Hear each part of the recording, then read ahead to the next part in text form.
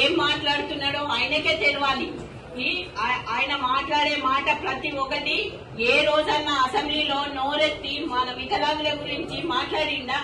ఈ రోజు దాకా మాట్లాడలేదు. 5% రిజర్వేషన్ అన్నాడు. ఎక్కడ రిజర్వేషన్ ఇచ్చాడు? 5% రిజర్వేషన్.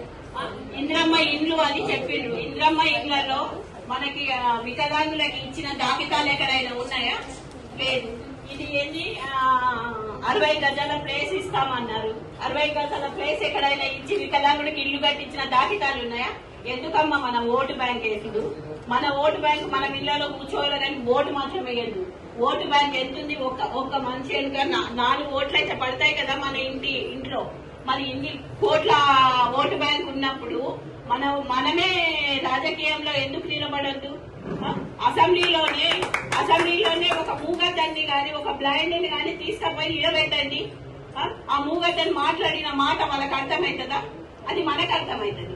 అసెంబ్లీలో మన వాళ్ళని నిలబెట్టాలి, మూగ వాళ్ళని నిలబెట్టాలి, బ్లైండ్ వాళ్ళని నిలబెట్టాలి, మన ఓహెచ్ వాళ్ళని నిలబెట్టాలి, అందరు నిలబెట్టాలి. ఎందుకు? మనం ఇంత పెద్ద నాయకత్వాన్ని మనం వహిస్తున్నామైతే రాజకీయంలో మనము ఎందుకు ముందుండొద్దు? మహిళలు ప్రతి ఒక్క రాజకీయంలో ఇప్పుడు హక్కులు, ఆత్మగౌరవం, రాజ్యాధికారంలో భాగస్వామ్యం అన్నాం. హక్కులు